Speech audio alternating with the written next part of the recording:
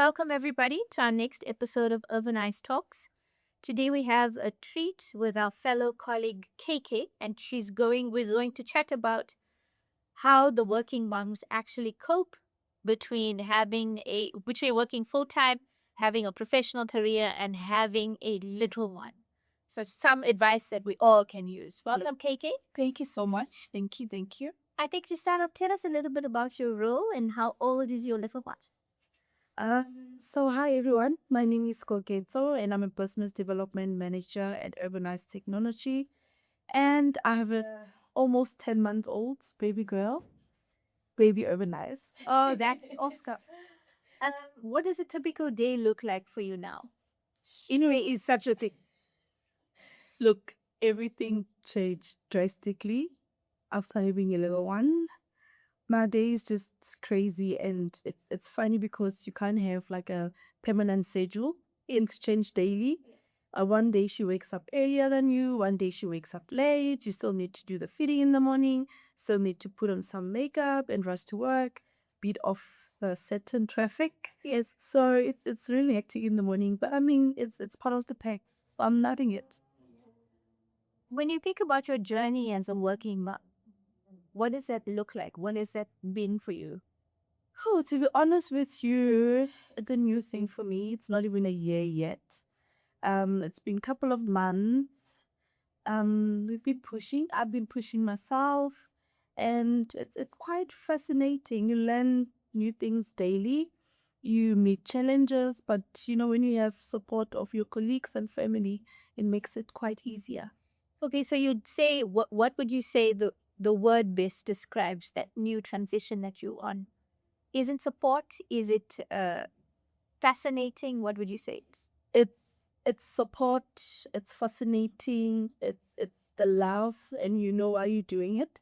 So you need to find balance between the two, being a mom and being a working mom, Right. and not forgetting yourself in the process as well. So it's quite a huge transition, and it's taking a toll. But I think I'm killing it. How did becoming a parent change the way you viewed motherhood, if at all?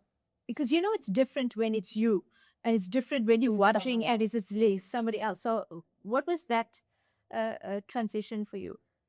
Sure, being a mom, it's a gift first of all, and having to put someone before you, their needs comes first.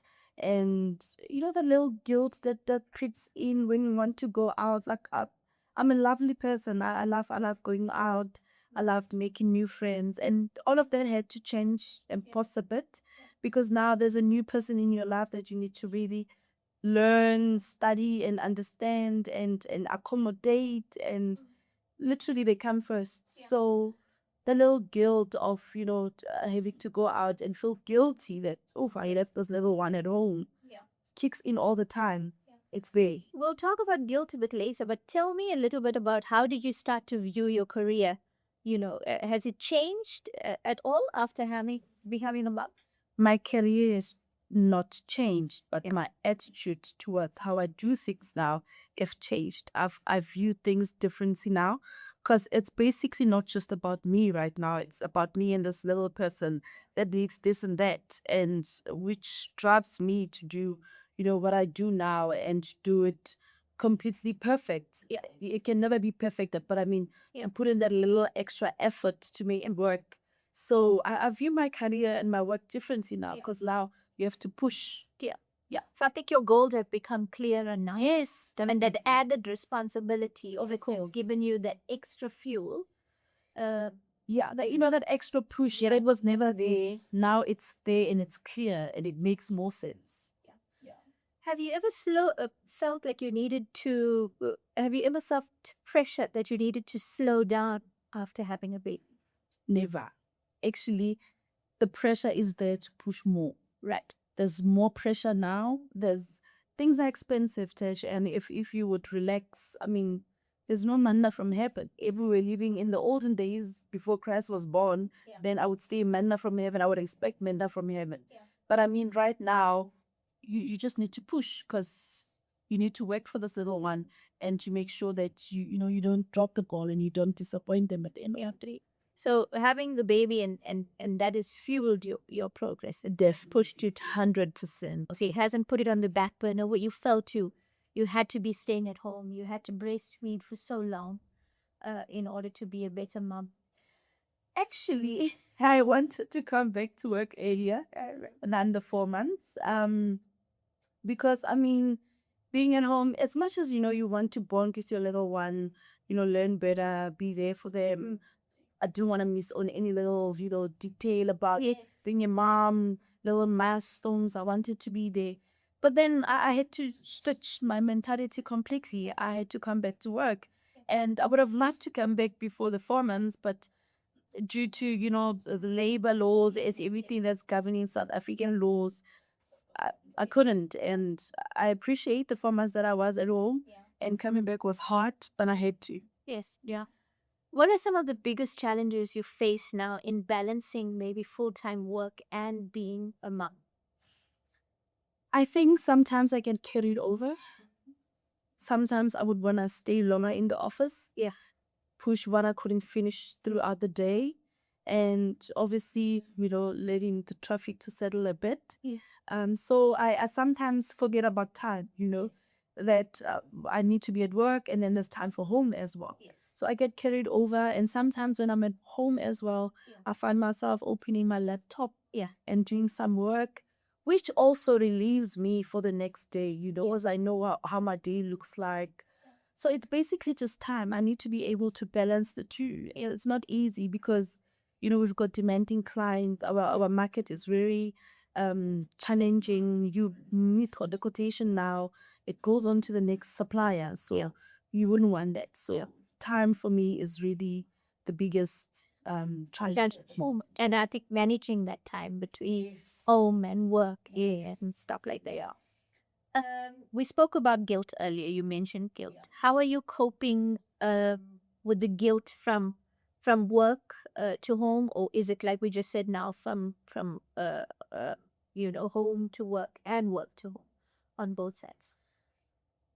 I feel so bad if I would know that I had a quotation that I need to send or respond to a certain email that I needed to respond. And because it's 5 o'clock and I'm thinking of going home, okay, I'll send it when I get home. When you get home, it's feeding time, it's bath time, it's cookies, supper. So the guilt is there. And I make sure and I communicate with my clients to say, listen, you will get this. And I make sure that I send it to them. So the guilt is there. I mean, we still need to put bread on the table, and you still need to be a mom. And without you putting bread on the table, you're still a mom, but stuff is not there. Yes, you need to balance. So I think, are there boundaries that you put in place maybe to segment your time at work and then to segment your time at home so that, like you said, you don't get overwhelmed between the two? there is some boundaries that I've made for myself, for my family as well. They know that when I'm at work, I'm at work. Please don't call me and ask about when is our neighbor coming to drop off this and that. Call me for important things. I mean, this is my time at work. And also when I get home, I don't appreciate evening phone calls. As much as, it's nice to catch up with family, but that's my time and yes, it's my child. I was not there the whole day, and give me like an hour, so boundaries are there, they know. And for myself as well, when I leave work, I don't have time for my phone, I don't have time for social media. I need to do what I need to do before I can have time for myself. So Yes, so then the priority is priority in a place. Yeah.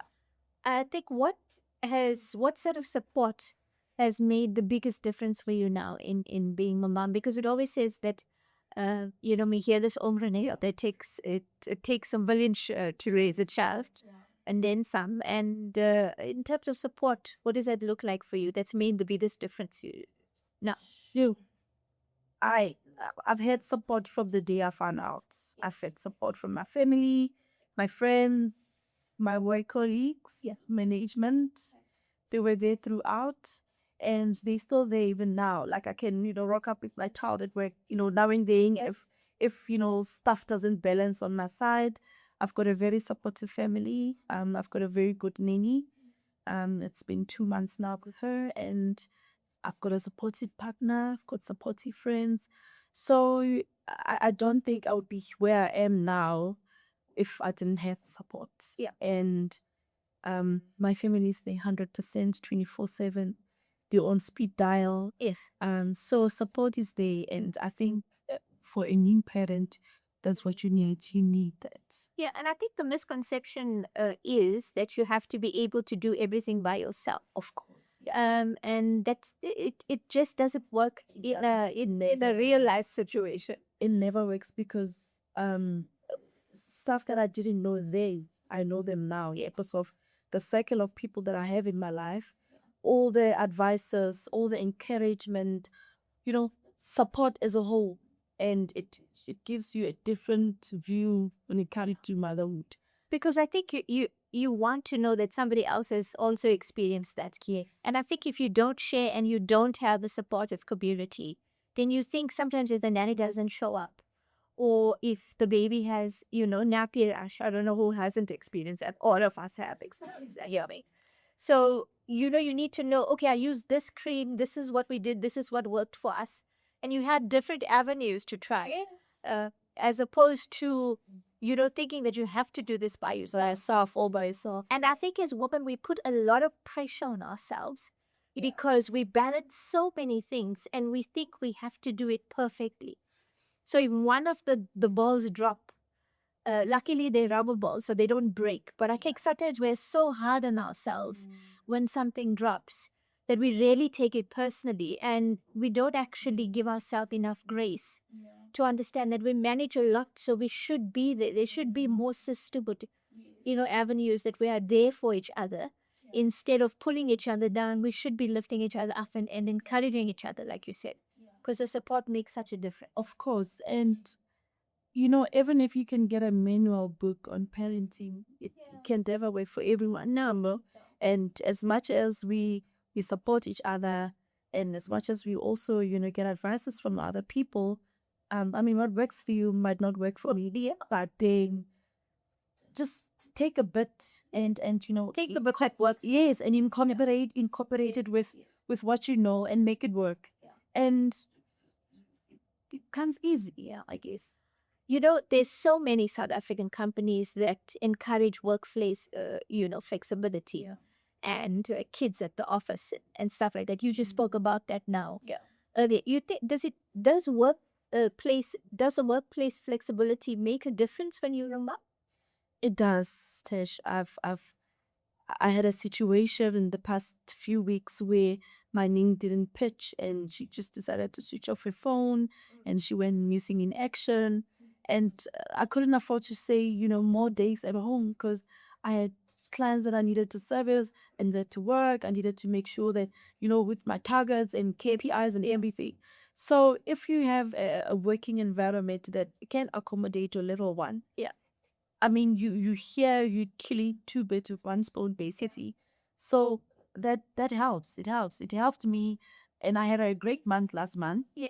And I brought the baby to work, and she was happy. Yeah. She's a lovely baby. People were happy to see her around. Yeah. So it helped me a lot. Yeah.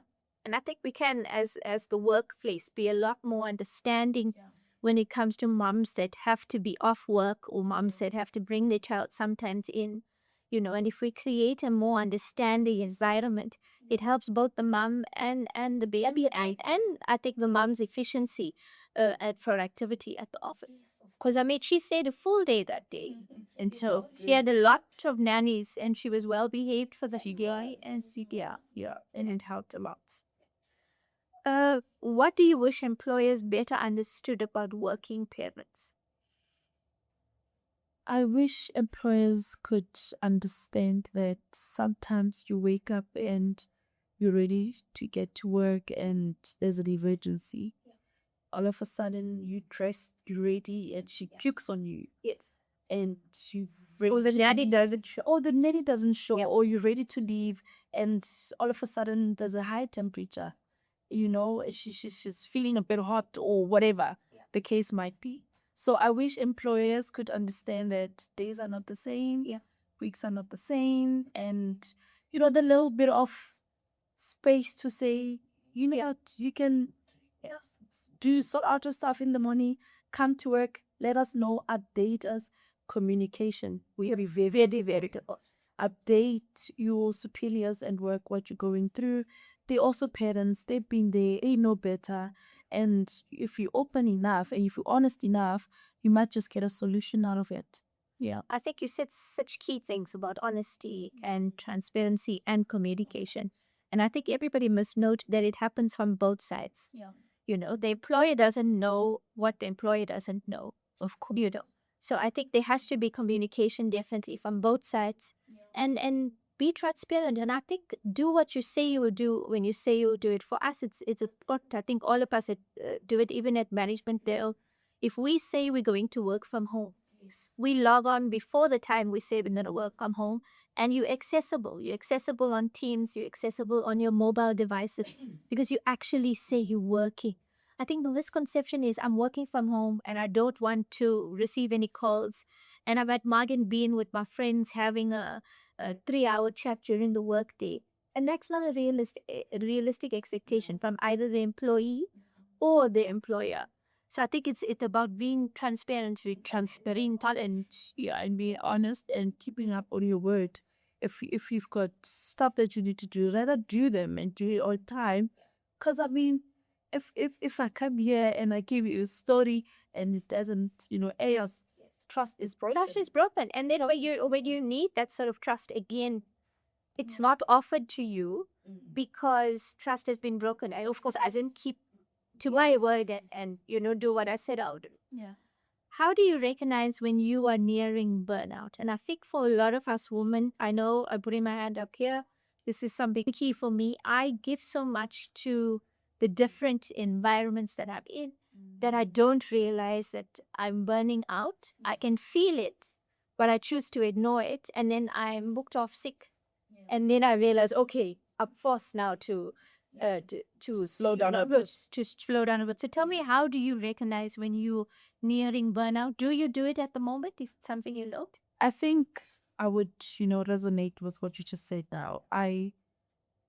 When I start feeling like you can feel when your body's about to shut down. Yeah. You can feel when you're coming out with something, but you're not sure what is. Is it flu? Yes. Is it just head stress? Tension? Is it stress? But your body does tell you. Yes. My body tells me I'd start feeling all sorts of emotions. I'd stop having food like lunch. I'd cut off my lunch. Yeah. You can tell when you're nearing burnout. Yeah. Do you listen to that voice? Because I know some of us don't. No, I don't. I'm good. Until because even now I can feel that, okay, now I'm much better. Right.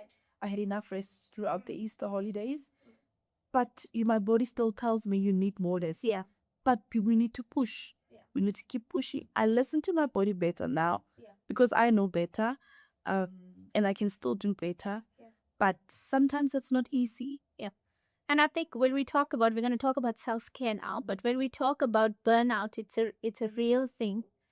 And we have to be aware and listen. And I think we know what burnout is. We use the term in lots of places, but we don't actually pay attention to our own burnout.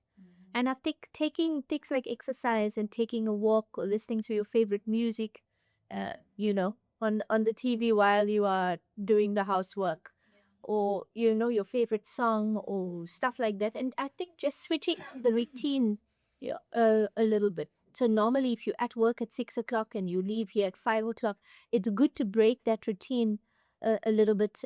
Do your appointments in the morning, maybe come a bit later into the office. Have a coffee with a friend during your lunchtime, especially if you have the very poor habit that some of us have of eating in front of your PC. Take a little bit break, take a break. My husband always says you should be walking, getting up every hour, and taking a walk, which is really good. I think little things like that help you also just to reset, recharge, hazy time, and doing like a fun activity. It's not so much competitive and serious, where you're just walking and it's inexpensive. So just to take a walk, Yeah, and just to be out in the outdoors really helps. I think those are all the things that we should be looking at doing, I think, a little bit more, yeah, frequently. And when we talk, what does self-care look like? So I noticed your eyebrows and I said they on fleek.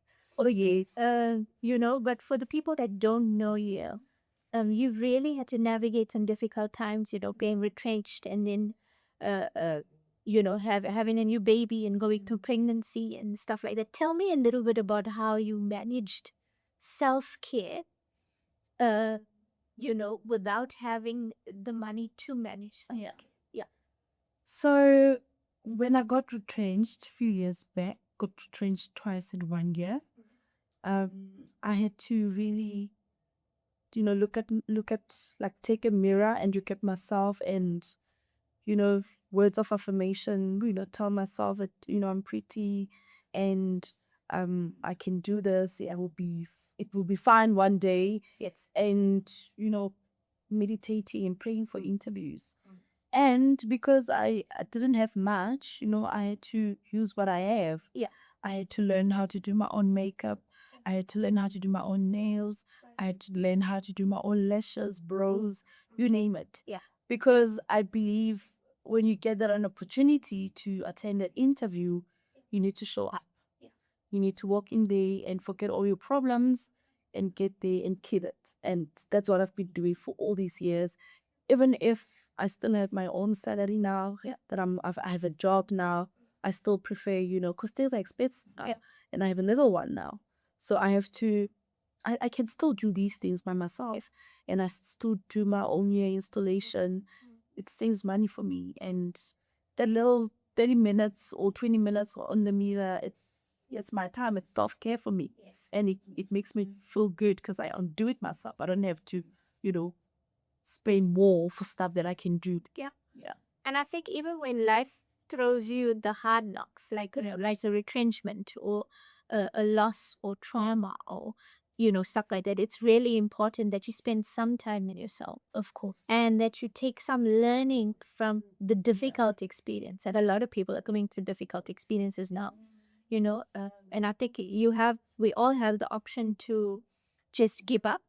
We have the option to take some learning and change the outcome of that situation, of course, because you can do that. And I think the attitude, I always say, the attitude with which you approach a difficult situation will determine how long you have that situation. Yes. And also, it gives us some sort of comfort that even though you're going through the worst or the most, you still you get to your good, and you can still show up, and it's not written all over your face that she just got to train, she doesn't have a salary, she doesn't have a job, she can't do stuff herself, but you still look good.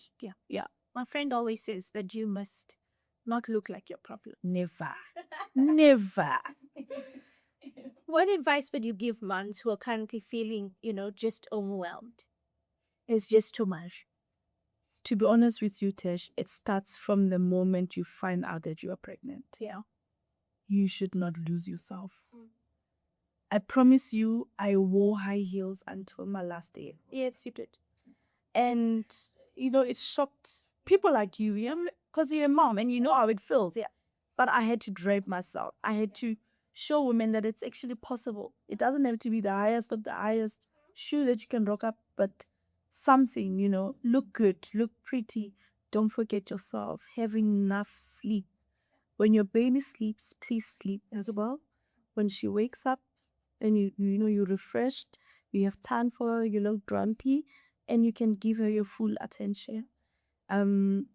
Eat clean. Yep, during your pregnancy. It's not easy. You got cravings. Yes. Sometimes you feel like only 5 market chip, but and yeah, take care of yourself. Look good, smell good. Yeah.